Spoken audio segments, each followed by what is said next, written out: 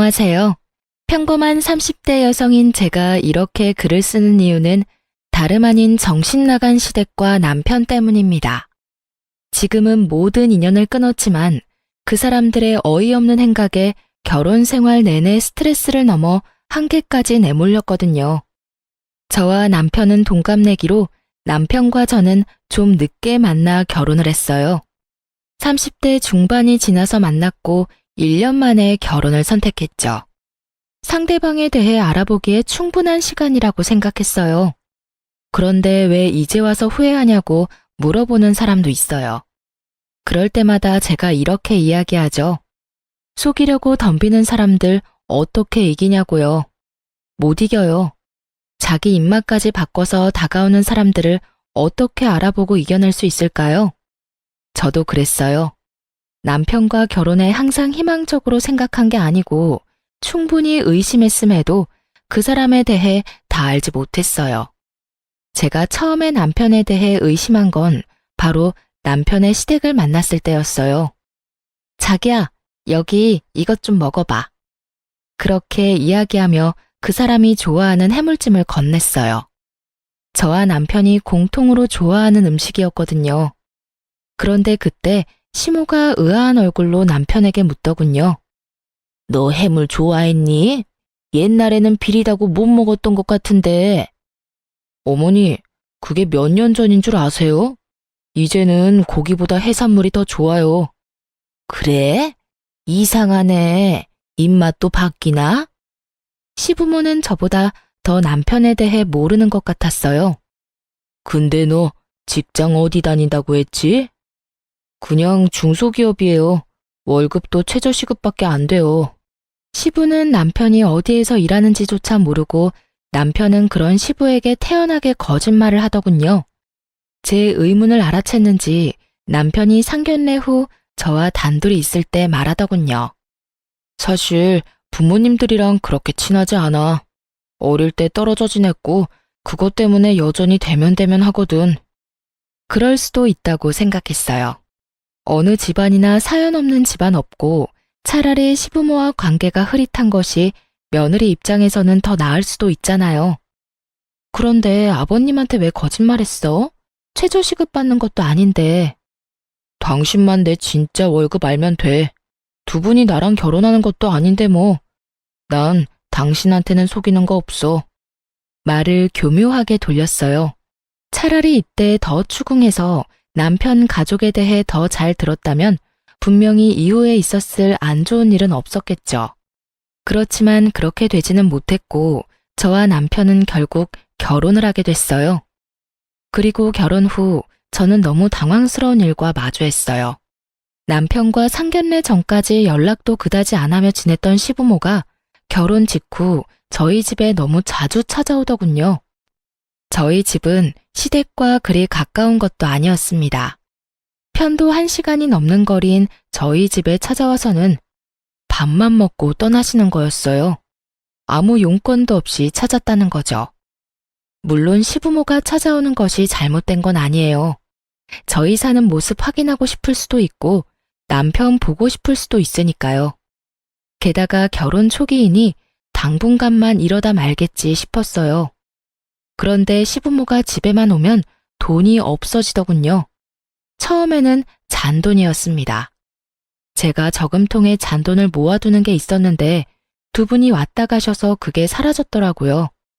큰 물건은 아니고 잘그락 소리도 나니까 이때는 시부모를 의심하지는 않았어요. 그런데 두 번째 분실부터는 시부모를 의심할 수밖에 없었어요. 두 번째 분실된 건 제가 비상시에 쓰려고 몰래 숨겨둔 비상금 30만 원이었어요. 그걸 안방 화장대 서랍장 안쪽에 넣어놨는데 그게 사라진 거예요. 그리고 제가 시부모를 의심하는 이유는 하나뿐이었어요. 그날도 시부모님이 오셨는데 처음에는 시모가 먼저 화장실을 가고 싶다고 했거든요.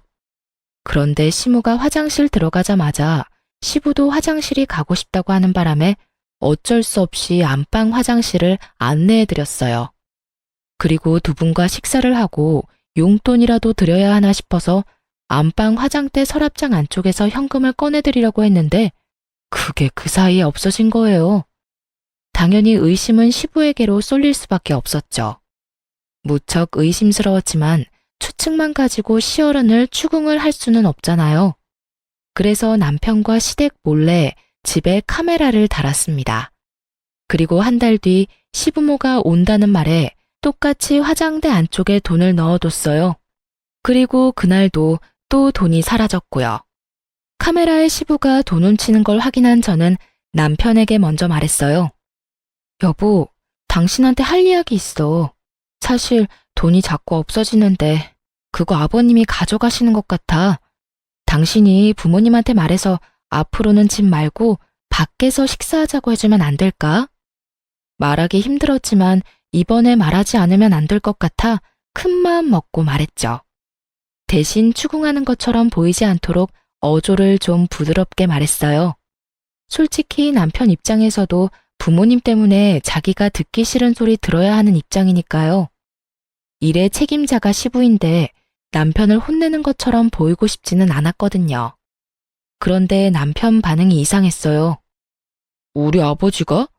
우리 부모님이 뭐하러 돈을 훔치겠어? 당신 설마 우리 부모님이 집에 오는 거 마음에 안 들어서 그런 말 하는 거야? 내가 부모님이랑 가깝지 않다고 해서 당신이 이런 식으로 구는 건 좀 아니지. 아무리 그래도 증거도 없이 사람을 모함하는 건. 증거가 있으니까 하는 말이지. 집안에 돈이 2번이나 없어져서 안방에 카메라 달아뒀어. 그런데 아버님이 그거 가져가는 모습 그대로 찍혔어. 솔직히 내가 과민 반응이면 차라리 나았을 거라는 생각까지 들던데. 당신 부모님이 마음에 들고 안 들고를 따지는 게 아니야. 단순하게 돈이 없어지는 거에 대해서 말하고 있는 거라고. 매번 오실 때마다 돈이 없어지면 불안해서 집에 모실 수 있겠냐 이 말이지. 시부의 도둑질 장면이 그대로 찍힌 동영상을 보여주니 남편이 한숨을 푹 내쉬더니 나를 빤히 바라보며 답답하다는 듯 말하더군요. 아, 카메라는 또 언제? 그래서 나한테 이거 보여주면서 말하는 이유가 뭔데? 내가 부모님을 도둑이라고 신고라도 해야 한다는 거야? 그런 말이 아니잖아. 당신이 아버님한테 말 좀 잘해서 이제부터는 밖에서 보자고 하면 되잖아. 우리 집 안에서 보니까 계속 돈이 사라지는 거고. 돈이 없어진다는 걸 핑계로 집에 우리 부모님 드리고 싶지 않은 거잖아. 그리고 얼마 없어졌는데? 당신 말하는 거 보니까 꼴랑 50만 원 내외로 없어진 것 같은데 그런 건 그냥 눈 좀 감아주면 안 돼? 힘들게 사셔서 그래. 가족끼리 힘들 때는 좀 도우면서 살자, 어? 왜 그걸 이런 식으로 못 잡아먹어 안달이야? 돈 때문에 힘들 때 돈 보이면 그런 마음 생길 수도 있지. 집안에 돈을 놔둔 당신한테도 잘못은 있는 거야. 남편 말을 들으면서 어이가 없었어요. 돈 때문에 힘들던, 돈으로 놀고 싶던 무슨 이유에서건 남의 집안을 뒤지는 사람을 우리는 도둑이라고 부르죠. 시부가 그런 일을 하다 며느리에게 걸렸고 그걸 제 입으로 이야기해서 면박 주는 것보다 남편이 좋게 타이르는 게 좋을 것 같아 한 말인데 남편은 저를 시부모 타박이나 하는 못된 며느리로 몰아갔어요. 나한테 도대체 무슨 잘못이 있는데? 시부모님 저렇게 찾아올 때마다 식사 대접하랴 용돈 드리랴 내가 못하는 건 뭐가 있는데? 당신이야 몸만 와 있으면 끝이겠지. 요리는 하늘에서 뚝 떨어져? 청소는 당신이 하는 거 아니잖아. 그리고 어떻게 당신 입에서 꼴랑 50만 원 내외라는 말이 나와? 땅을 파봐 그 돈이 나오나. 당신 가족이라서 내가 이렇게 말하는 거지. 가족이 아니었으면 당장 경찰서에 신고했을 거라고. 아, 됐어. 당신이 얼마나 속 좁은 여자인지 알았으니 이제 그만하자. 신고를 하던 뭘 하든 당신이 알아서 해. 당신은 가만히 보면 냉정한 구석이 있어. 우리 부모님 힘들게 살았는데 그거 하나 이해도 못 해주고 가족끼리 도우며 산다고 생각하면 끝날 일에 이런 식으로 토를 달아서 사람 귀찮게 하고 당신 알아서 해. 결국은 남편은 저와의 대화를 강제로 끝내버렸어요. 정말 화가 났어요. 정말로 힘들고 도움을 받고 싶으면 우리한테 이야기를 하고 돈을 달라고 부탁하면 되잖아요. 만약 돈을 빌려달라고 하거나 차라리 달라고 했더라도 50만 원 정도면 드렸을 거예요. 물론 매번 그렇게 드릴 수는 없지만요. 그렇지만 저한테 그런 이야기를 한 적도 없고 오히려 몰래 집에 있는 돈을 훔쳐가는 게 정상은 아니잖아요? 게다가 저희도 돈을 많이 버는 상황도 아니고 없어진 돈은 다 제 돈이었잖아요. 그러니 더 화가 날 수밖에 없었어요. 그런데 더 화가 나는 건 제가 이렇게 말했음에도 불구하고 남편이 시부모에게 아무 이야기도 하지 않았는지 또 시부모가 저희 집에 왔더라고요. 식사를 하겠다는 명목으로요. 남편이 카메라의 존재를 알고 있으니 이번에는 시부가 그런 짓을 하지 않겠거니 했더니 웬걸? 이번에는 딱 하나뿐인 제 명품 가방을 가져가셨더라고요. 그래도 크기가 좀 있는 거라 가져가기 힘들 거라 생각했는데 기상천외한 방법으로 가져가셨더라고요. 저희가 아파트 1층이었는데 가방을 먼저 저희 안방에서 1층 창을 통해 밖으로 던지고 그 뒤에 차에 뭘 놔두고 왔다는 말로 밖으로 나가 그걸 주워서 가져가서 차 안에 실어놓고 오신 것 같았어요. 안방에서 또 똑같은 짓을 한 걸 보면 남편은 카메라의 존재도 시부모에게 이야기하지 않은 모양이었어요. 게다가 그 가방은 결혼 전에 상견례를 위해 산 거였어요. 저도 평일에는 쓰지 못하고 특별한 날에만 사용하는 거였는데 그걸 홀라당 훔쳐간 걸 보고 저도 더 이상 참지 않기로 했어요. 저는 이 더러운 기분을 남편이 고스란히 맛보게 해주고 싶었어요. 그래서 남편이 가지고 있는 시계 중 가장 아끼는 시계를 몰래 가지고 나와 전당포에 맡겼어요. 물론 돈을 엄청 크게 빌린 건 아니었어요. 전당포 이자가 좀 센 편이라 맡기고 50만 원만 빌렸죠. 딱 시부가 가져간 돈만큼이요. 그리고 제가 시계를 맡긴 그 주 주말에 남편이 시계를 찾더군요. 여보, 혹시 내 시계 못 봤어? 여기 놔뒀는데 없는 것 같은데? 저는 태연스럽게 남편에게 말했어요. 아, 그 시계? 내가 전당포 맡기고 돈 좀 빌려왔는데? 제 대답에 남편 얼굴이 완전 뻥해지더군요. 제가 보고 얼마나 웃긴지 웃음이 나는 걸 겨우겨우 참았어요. 왜 그걸 전당포에 맡겨? 무슨 돈이 없는데? 당신 아버지가 가져가신 돈 때문에 이번 주 돌잔치랑 다음 주 내 친구 결혼식에 낼 돈이 없었거든. 돌잔치도 10만 원, 친구는 내 결혼식 때 30 줘서 나도 30만 원 내야 하는데 현금이 뚝 떨어졌지 뭐야? 그래서 그거 맡기고 돈 좀 가져왔어. 그렇다고 말도 없이 가져가서 맡기면 어떡해? 왜 안 돼?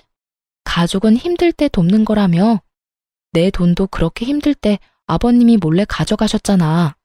당신이 오히려 내 탓하길래 그게 당신 가족 가풍인 줄 알았지. 그래서 나도 몰래 맡겼어. 그래도 난 좀 괜찮은 편인 것 같은데? 아예 가져가서 입 싹 닦은 건 아니잖아. 이틀 전에 두 분 오셔서 내 명품 가방도 싹 가져가셨던데. 그건 다시 돌려받지도 못할 거 아냐. 그런 거 생각하면 내가 참 착하지? 당신이 돈만 내주면 다시 돌려받을 수 있을 테니까. 남편이 제 말에 대답을 못 하더군요. 입만 벙긋거리는데 저는 웃어줬어요. 그러게 왜 남의 가방을 건드려서 이 모양 이 꼴로 만드는지. 어디 전당포 맡겼는데? 얼마 주고 맡겼어? 그거 알고 싶으면 일단 내 가방부터 찾아와. 그거 가르쳐주면 알려줄게. 와, 진짜 당신 너무한다. 그러더니 시부에게 전화를 하는 듯 하더니 밖으로 황급히 나가더군요. 그리고 2~3시간 뒤에 남편이 제 가방을 들고 집으로 왔더라고요. 중고거래 직전에 돌려받았다고 하더군요. 하마터면 제 손을 떠날 뻔한 가방을 보며 저도 치를 떨었어요. 이걸 팔아서 돈을 마련했다고 하니 답답한 마음이 들어 남편에게 물었죠. 돈이 그렇게 없으시대? 아무리 생각해도 이상하잖아. 시댁에 빚이라도 있는 거 아니야? 제 말에 남편이 말을 잇지 못하더라고요. 그때 딱 짐작이 갔어요. 아, 진짜로 빚이 있고 그 빚 때문에 시부모와 담 쌓고 살았구나 하고요. 그런데 그런 이유면 결혼식 이후에 이 잦은 만남은 이해가 되지 않잖아요. 그래서 남편에게 물었어요. 사실대로 말해줘. 도대체 당신 집에 무슨 일이 있길래 돈이 매번 모자라서 집에 와서 돈을 가져가는 거야? 사실 아버지가 도박을 하시다가 빚을 지는 바람에 돈이 없으셔. 물론 지금은 도박 안 하시고 도박 걱정은 안 해도 돼. 근데 예전에 진 빚을 아직까지 갚고 계셔서 좀 힘드신 것 같아. 그래서 가지고 있던 것도 다 갖다 팔아서 돈 마련하시는 것 같고. 그럼 그걸 먼저 이야기를 해줬어야지. 그제야 모든 게 이해가 갔어요. 도박 빚이 있으니 그간 남편이 시댁과 소원한 거였어요. 그렇지만 결혼 전에 이런 중요한 일을 속인 남편에게 화가 너무 났어요. 이건 그런 단순한 문제가 아니잖아요.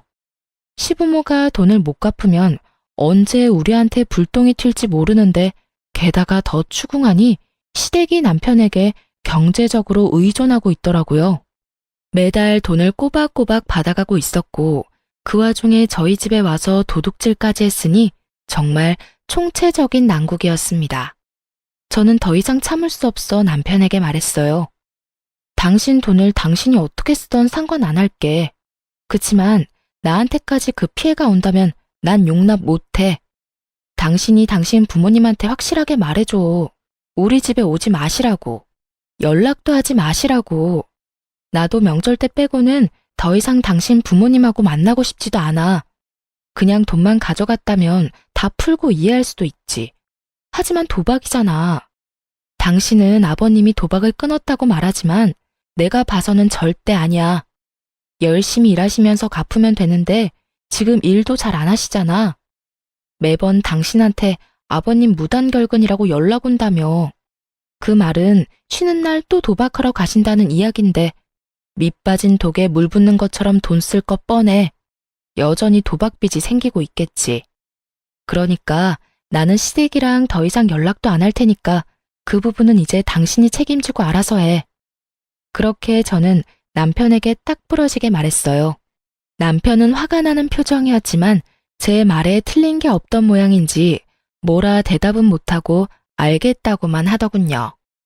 믿을 수가 없었습니다. 이런 중대한 일을 속인 남편에게 배신감이 들었어요. 솔직히 도박으로 망한 사람이 우리 집안에 있다 보니 맘 같아선 지금 당장이라도 모든 인연을 끊고 싶었지만 남편이 도박을 하는 건 아니니 남편만 처신 잘해서 우리 집에 문제 없게만 만들면 된다고 정말 안일하게 생각해버렸어요. 남편 속마음이 어떤 줄도 모르고 말이죠. 남편이 시부모에게 어떻게 이야기했는지 모르겠지만 그 뒤로 집에 오지는 않았어요. 하지만 계속 모르는 전화번호로 전화와서 시부모가 돈을 요구하더군요. 한 번은 시모, 한 번은 시부.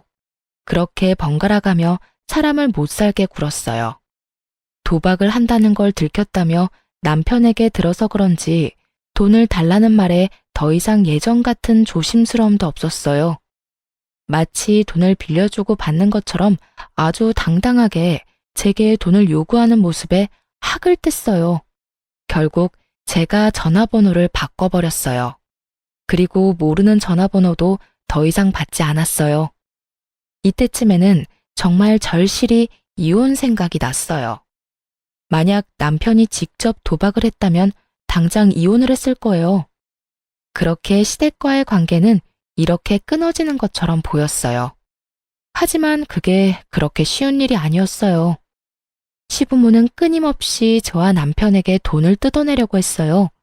그리고 그 와중에 남편은 일이 바빠져 점점 출장이나 야근이 잦아졌어요. 그리고 그 운명의 날이 찾아왔죠. 저희의 모든 것을 뒤바꾼 그날. 그날은 남편이 전날부터 초등학교 동창들과 여행을 가고 없었어요. 토요일 집안 청소를 열심히 하는데 폰이 울렸어요. 시어머니라고 뜨는 화면을 보며 한숨을 쉬었어요.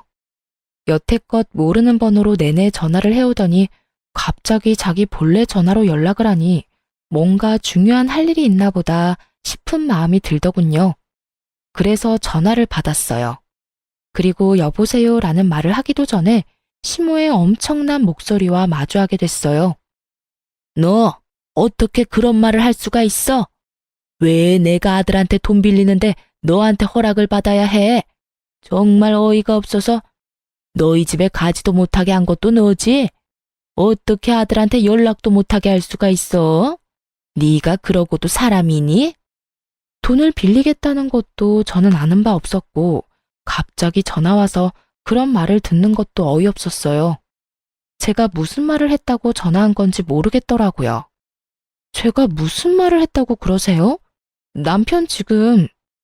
남편 없다고 말하려고 했는데 시모가 제 말을 뚝 끊어먹고는 자기 할 말만 하더라고요. 이렇게 시침이 뗄 거야? 너 오늘 아침에 네가 우리 아들한테 돈 빌려주지 말라고 했잖아. 내가 네 목소리 수화기 너머로 다 들었어. 못 들을 줄 알고 그렇게 이야기한 거지? 네가 뭔데 돈을 주라 말하는 거야? 그 돈이 네 돈이니? 우리 아들 돈이지. 너 여태껏 우리 아들 쥐잡듯이 잡으며 살았어? 어쩐지 우리한테 집에 오지 말라고 하래가 아닌데 너 때문에 아들이랑 우리 사이도 완전히 틀어졌어. 네? 오늘 아침이요? 남편이 없었는데 제가 수화기 너머로 말을 할 수 있을 리가 없잖아요. 저는 시모의 말에 찬물을 뒤집어 쓴 것처럼 쎄한 기분이 들었어요. 남편이 동창들과 낚시 여행을 갔다는 걸 말하려다가 입을 닫았어요. 그리고 그 길로 바로 흥신소를 찾아가 남편 뒷조사를 했어요. 하지만 참고 기다리기 너무 힘들어서 직접 찾기로 했죠. 그게 가능했던 이유는 남편이 제 차를 끌고 갔기 때문이었어요. 저는 20대 때 첫 차를 도난당한 전적이 있어서 차 안에서 위치 추적 앱을 달아놨었거든요. 그걸 확인하니 열이 더 뻗쳤어요. 이 인간이 먼 지방 쪽으로 가야 해서 금요일에 가서 일요일에 와야 한다고 했는데 위치 추적 앱에서 제 차는 집과 그리 멀지 않은 캠핑장으로 떴거든요. 거짓말을 했다는 것부터가 뭔가 문제가 있다는 걸 의미하잖아요. 저는 당장 택시를 타고 남편이 있는 캠핑장으로 향했어요. 준비물은 사진기와 베란다에 둔 10m짜리 호스였어요. 캠핑장에 도착해 남편이 어디 있는지 살폈어요. 그리고 곧 남편을 발견했죠. 상간녀와 하하호호 즐기며 팔짱을 끼고 둘이서 밥도 서로 먹여주고 아주 난리도 아니었어요. 시모에게 돈 주지 말라고 말했다는 건 저 여자였던 거죠.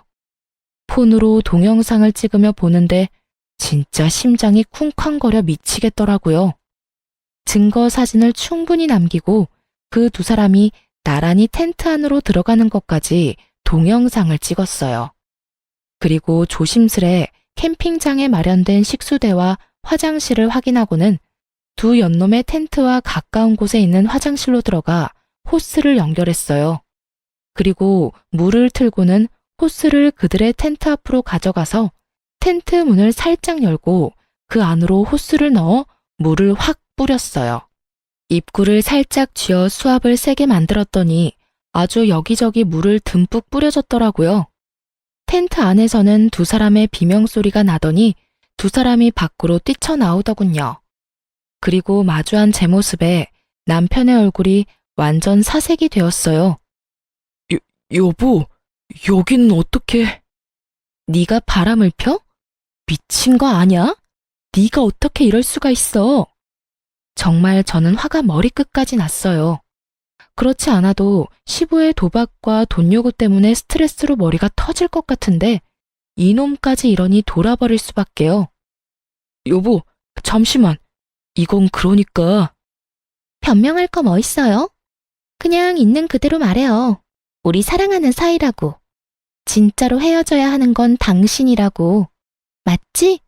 당신이 그랬잖아. 당장이라도 와이프랑 이혼하고 나랑 결혼하고 싶다고. 그 이야기를 하는 상간녀의 표정이 아주 당당하더군요. 저는 상간녀의 그 당당함에 어이가 없었어요. 그런데 남편놈 얼굴을 보니 상황을 잘 알겠더라고요. 남편 얼굴은 뭔가 잘못됐다는 표정이었거든요. 아마 남편은 그냥 상간녀에게 하던 말이었던 모양이에요. 당신이 말해봐. 당신 진짜로 나랑 이혼하고 저 여자랑 만나고 싶은 거야? 말해보라고. 그러면 이혼해줄게. 이혼하자고. 여보, 그게... 잘 됐네. 자기야, 이런 여자랑 빨리 헤어지고 나랑 살자. 당신도 항상 와이프 싫다고 했잖아. 나 사랑한다며? 그러니까 차라리 이 기회에 이혼해버려. 당신도 항상 구질구질하다고 말했잖아. 내가 도와줄게. 저 여자랑 확실하게 이혼할 수 있도록. 응? 상간녀의 그런 모습에 저는 화를 내다가 순간 멈칫했어요. 바람이나 피는 쓰레기 남편, 도박 중독에 내게 돈 달라 요구하는 시댁. 그 똥을 흔쾌히 가져가겠다는 상간녀.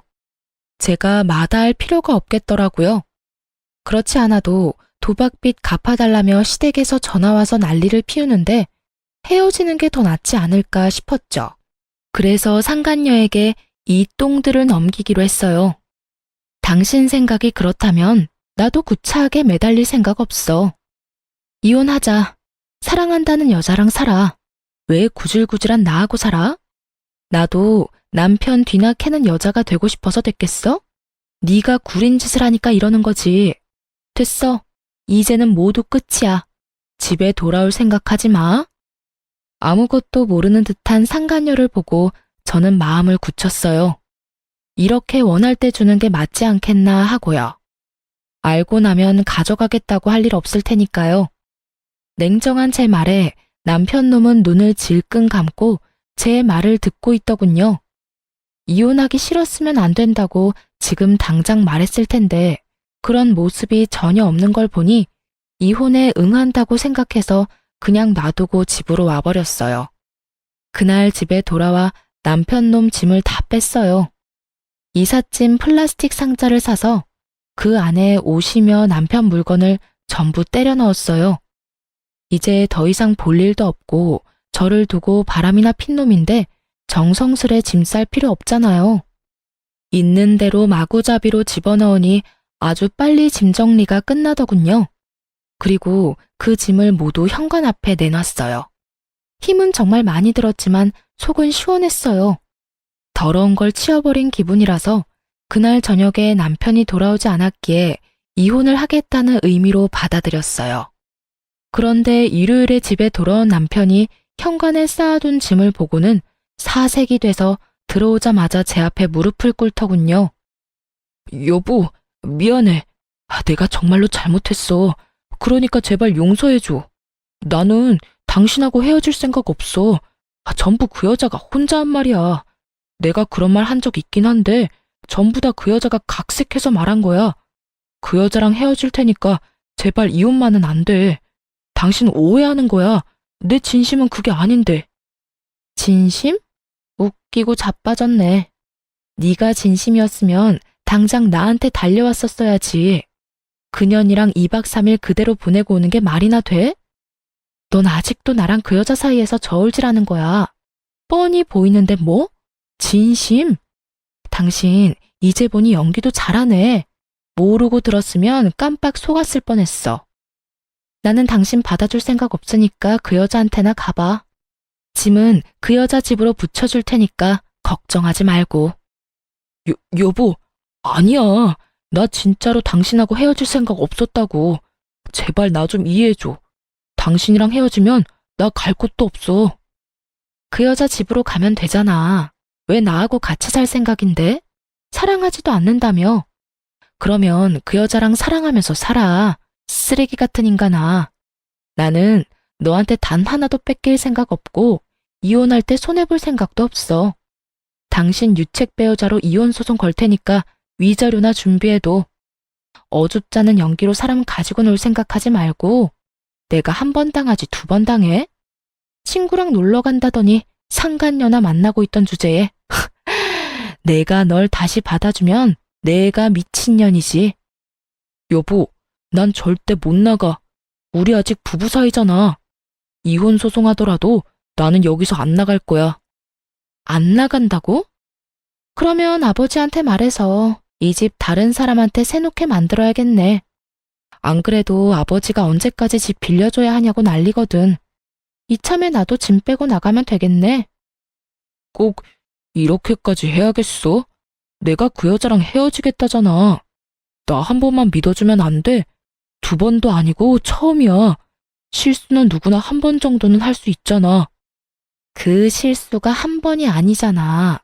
당신 아버지 도박 중독에 빚까지 있는 거 나한테 이야기했어? 결국 당신 아버지가 도둑질하는 거 들키는 바람에 나한테 이야기해줬지.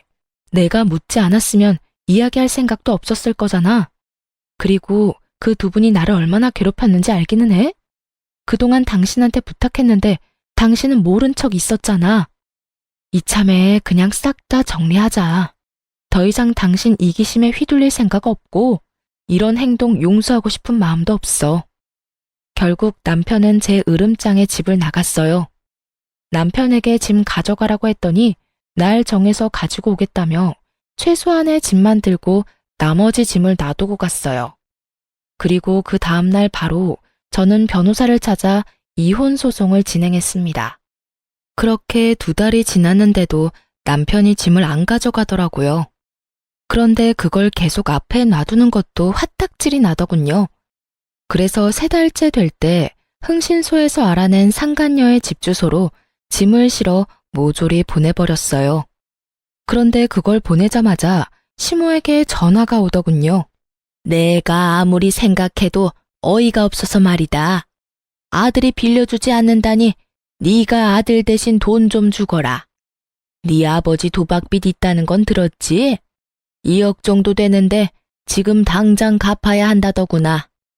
너희 친정에 말해서 2억만 좀 부탁하마. 친정 잘 살잖니? 그 돈을 왜 저희 친정에 부탁하시는 거예요? 두 분이 만드신 빚, 두 분이 갚으세요. 왜 저한테? 며느리도 자식이지. 결혼을 했으면 늙은 시어른 부양하는 건 당연한 일 아니니? 내가 아들한테 부탁하려고 했는데 아들이 너한테 꽉 잡혀 사는 것 같아서 너한테 이야기하는 거다. 우리가 이 돈 못 갚으면 어떻게 되는지 아니? 이 빚쟁이들이 너희한테 다 갈 거라는 생각 못 했어? 그렇게 됐으니까 우리 돈 갚을 생각하고 있어. 시모는 아주 당당하게 제 친정에 말해서 2억 빚을 갚아달라고 요구하더군요. 상황이 어떻게 돌아가는지 모르고 있더라고요. 저와 남편이 이혼 소송인 중인 것도 모르고 말이죠. 저한테 돈 맡겨놓으셨어요? 집에서 돈 훔쳐간 것만으로도 모자라서 이번에는 이렇게 당당하게 말하시는 거예요. 칼만 안 들었다 뿐 완전 날강도잖아요. 제가 돈이 있어도 안 줘요. 세상에서 제일 멍청한 짓이 도박빚 갚아주는 거라고요. 그래봤자 여전히 도박하시면서 또 빚질 텐데 그때도 갚으라고 하실 거잖아요. 저한테 말하지 말고 아드님한테 말하세요. 돈 원하는 대로 주라고 할 테니까. 네가 돈 주지 말라고 했잖니? 그때 내가 다 들었어. 그러면서 뭘 원하는 대로 준대? 너 가만 보니 이제 거짓말도 하는구나. 그러지 말고 네가 이때까지 모은 돈 좀 내놓으라니까. 상황이 급박해 지금. 저 돈 없어요. 남편이 돈 한 푼은 가져다 주지도 않는데 무슨 돈이 있어서 저한테 돈 달라는 거예요? 돈이 없으면 돈 많은 친정에 빌려서라도 줘야지. 자그마치 2억이야. 그거 못 갚으면 너한테 무슨 일이 생겨도 난 몰라. 이건 뭐 거의 협박이었어요. 남편 때문에 열받았는데 시댁이 이 상황에 기름을 부어버리니 완전 빡 돌았던 제가 한바탕 욕을 쏟아 부으려다가 순간 좋은 생각이 나서 멈췄어요. 2억을 원하시는 거면 저 말고 갚아줄 참한 여자 따로 있거든요. 그쪽으로 제가 안내해 드릴게요. 거기 가서 말씀하세요. 앞으로 저한테 연락하지 말고요. 그리고 모르셔서 저한테 전화하신 것 같은데 저 곧 그 사람이랑 이혼해요. 사랑하는 여자가 생겼다네요. 그 여자가 아마 다 책임져 줄 모양인가 봐요.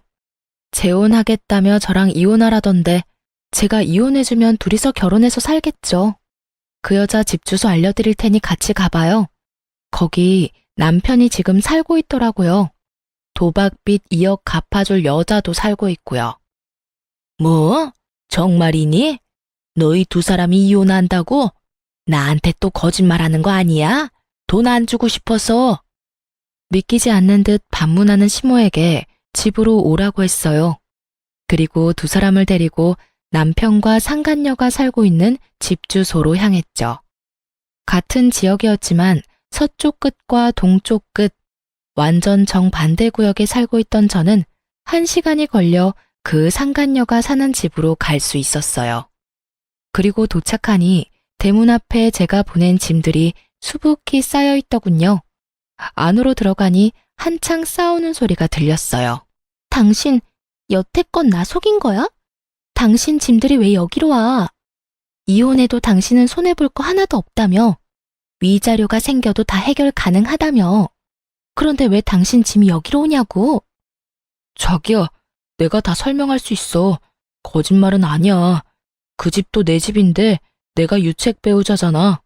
그래서 재산 분할이나 위자료에서 좀 돈이 많이 나가.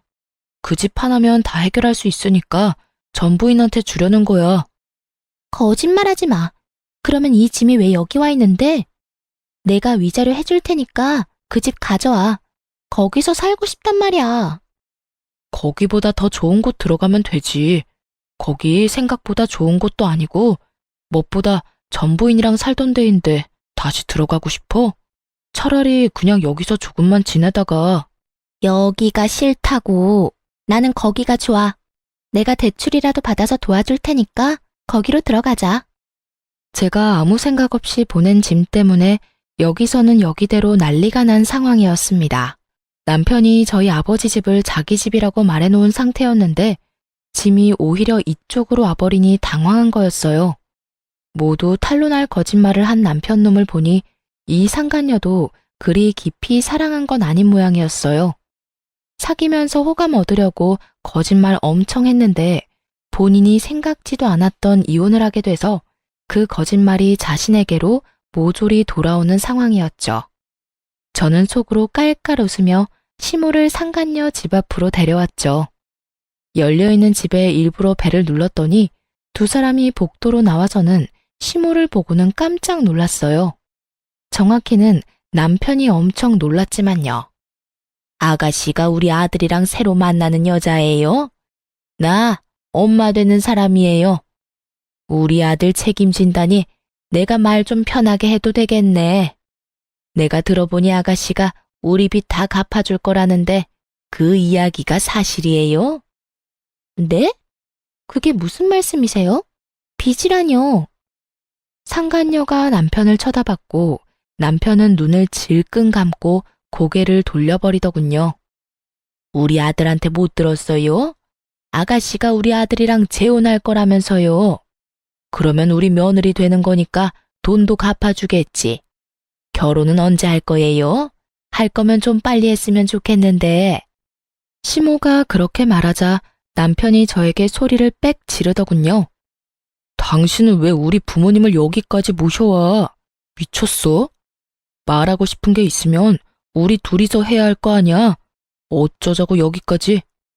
연신 개거품을 물며 모셔온 이유를 묻는 남편을 향해 저는 환하게 웃어줬어요.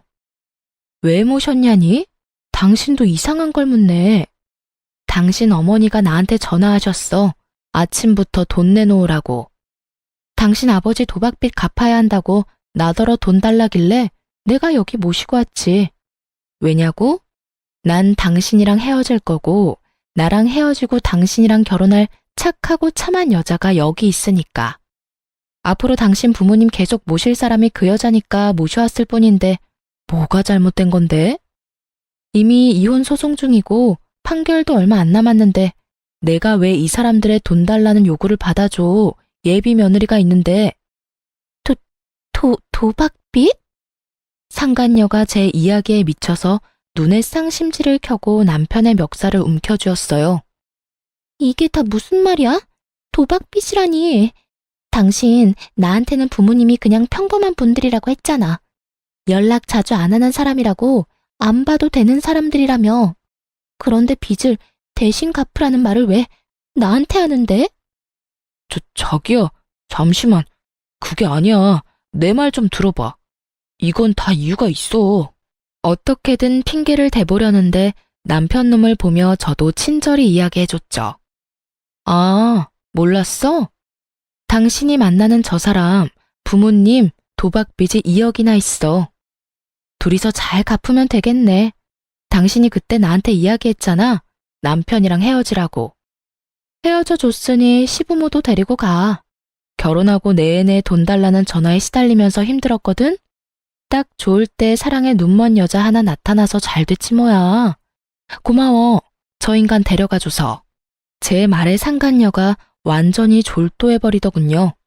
순간 비틀거리는 상간녀 모습을 보니 엄청 피가 쏠린 것 같았어요. 이내 얼굴이 새빨갛게 된 상간녀가 남편 놈에게 엄청난 목소리로 따지더라고요. 너 내 돈 노리고 나한테 수작 부린 거야? 저 여자한테서 돈 뜯기 힘들 것 같아서 나로 목표 바꾼 거냐고. 미친놈이 어디서 나한테 빨대를 꽂으려고 해? 내가 너랑 결혼하고 싶댔지 네 부모 빚 갚아주겠다고 한 적은 없잖아. 저기요. 오해야. 다 오해고 나는 돈 때문에 당신이랑 만난 거 절대 아니야. 내가 왜 당신한테 그런 짓을 해. 나도 부모님이랑 연 끊고 살 거야. 당신한테 그 빚 갚으라고 할 거 아니라니깐. 여기까지 찾아온 사람을 두고 뭐? 연을 끊고 살아? 어떻게 끊고 살 건데? 그리고 도박빚이라며? 내가 미쳤어? 그걸 갚아주게? 무려 2억이나 되는 돈을 갚아달라고 얼마나 쪼아댔으면 당신 와이프가 나더러 고맙다고 하냐고. 우리 헤어져. 이 쓰레기 같은 놈아. 이렇게 거짓말을 하고 어차피 나중에 다 들킬 일이었는데 나도 당신 필요 없어. 상간녀가 그렇게 말하며 자기 집 현관에 쌓여있던 남편의 짐을 모조리 밖으로 내던지더군요. 남편 놈 얼굴이 사색이 돼서는 그 상간녀의 팔을 붙잡고 애원하며 매달렸어요. 자기야, 내가 거짓말한 건 미안해. 진짜로. 근데 인연 끊고 산다는 건 정말이야. 내가 당신하고 살게 되면 절대로 집 근처에도 못 오도록 할 거야. 빚도 우리가 안 갚아도 되도록 막아주고. 꺼져. 당신 같은 놈이랑 같이 살 생각 없다는 말 못 들었어? 진짜 어디서 이런 쓰레기 같은 놈이랑 만나서 내가 이 고생을 해. 네가 분리수거도 안 되는 쓰레기인 줄 알았으면 절대로 받지 않았을 거라고. 상간녀가 분통을 터뜨리며 그렇게 말하자 남편 놈이 이번에는 목표물을 저로 바꿨는지 제게 다가와 손을 붙잡더군요. 그리고는 눈물 범벅인 얼굴로 저한테 말하더라고요. 여보, 미안해. 내가 이렇게 용서를 빌게. 그러니까 제발 소송 취하하고 다시 나랑 같이 살아줘. 사람 하나 살리는 셈 치고 제발. 저는 남편놈 얼굴을 쳐다보지도 않고 상간녀에게 차갑게 말했어요. 반품 안 받으니까 가져가. 네가 그 물건 좋다고 나더러 이혼하라며? 그럼 끝까지 네가 책임져야지. 왜 나한테 떠넘겨? 언제는 사랑한다며, 그게 전부라며 다 책임진다면서. 어차피 곧 우리는 이혼 판결 날 거야. 그럼 완전히 법적으로 남남이지. 그러니까 나한테 떠넘길 생각하지 말라고. 제 말에 부들부들 떨며 분노를 표시하던 상간녀가 결국은 못 참고 남편 놈 뺨을 찰지게 한 대 날려버리더군요. 그리고는 남편을 밀어서 자기 집 문 밖으로 내보내버렸어요. 남편 놈이 상간녀에게 뺨 맞고 정신이 없었는지 제 다리를 붙들고는 또 말도 안 되는 용서 타령을 하더군요. 그래서 저도 이번에는 상간녀가 때린 반대쪽 뺨을 한 대 날려줬어요. 어쩜 그렇게 속이 시원하던지. 저는 남편과 시모를 두고 집으로 돌아왔어요. 그 사람들의 일은 그 사람들이 알아서 할 일이었죠. 그리고 그 일주일 뒤 이혼 판결이 나고 전 남편과 저는 완전히 법적으로 남남이 되었어요. 그 뒤에 전 남편이 어떻게 됐는지 궁금하시나요? 전 남편 놈은 저와 상간녀 두 여자에게 모두 버림받고는 결국 갈 곳이 없어 그 짐 들고 시댁으로 들어갔다고 해요. 그런데 얼마 안 가서 거기서 뛰쳐나왔다고 하더라고요. 저는 그 이후에 전 남편이 이혼 후에 그 집으로 그렇게 돌아가기 싫어했던 이유와 저에게 어떻게든 되돌아오려 한 이유를 알게 됐죠. 저희 집으로 웬 우락부락한 사람들이 찾아오면서 말이죠. 시부가 저희 집을 가르쳐주며 가족이라고 했다네요. 정말 그 인간의 행태가 치가 떨리더라고요. 저는 이혼했고 그 인간에게 새 여자가 생겼으니 그 여자가 며느리라고 말해줬어요. 그리고 너무 열받아서 남편 회사 주소를 가르쳐주며 그 사람들 아들이 일하는 곳이라고 말해줬어요. 이혼을 해서 남남인데도 저희 집을 노리고 있는 걸 보니 소름이 다 돋더라고요. 그렇게 말하니 그 사람들도 돌아가 버리더군요. 이대로 그 인간과 부부였으면 저 위험해 보이는 사람들이 제가 가진 돈을 다 뜯어갔을지도 모를 일이었어요. 나중에 소문을 들어보니 결국 그 빚쟁이들이 시댁에서 도망친 전 남편을 찾아내서 결국 강제로 시부의 도박빚을 열심히 갚고 있다고 하더라고요. 잘못했으면 제가 그 모든 일을 뒤집어 쓰고 빚 갚고 있었을 거라는 생각을 하니 빠른 손절이 정답이었다는 걸 깨닫게 됐죠.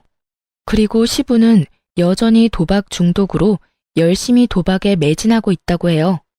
옛말에 손모가지를 끊어도 도박은 못 끊는다는 말이 있다던데 딱 그거더라고요. 결국은 돈 버는 전 남편과 그 돈을 쓰는 시부가 미친 듯이 싸운다는데 그걸 보고도 시모는 여전히 태연자약하답니다. 참 대단한 가족이에요. 저렇게라도 굴러가는 걸 보면 말이죠.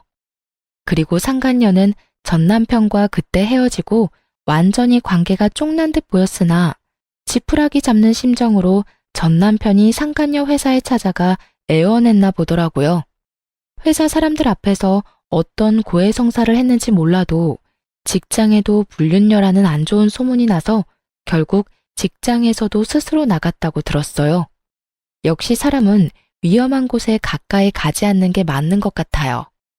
이혼이라는 것이 때로는 정말 필요하다는 생각을 하곤 합니다. 만약 그대로 남편과 부부 사이였다면 제게도 그 시부의 도박과 관련된 불똥이 튀었을 테니까요. 이렇게 벗어나니 마음이 평화롭네요.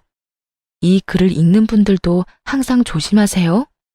언제나 속이려는 사람은 어떻게든 속이고 말아요. 속는 사람이 바보가 아니라 속이려는 사람이 무서운 사람인 거예요. 그리고 사소한 걸 속이고 감추려는 사람은 꼭 한 번쯤 의심해 보시길 바랍니다. 저야 다행히 그 악연에서 벗어났지만 앞으로도 주의하며 의심하며 살아갈 예정이에요. 시간 내서 긴 글 읽어주신 분들에게 감사 인사를 전합니다. 좋은 하루 되세요.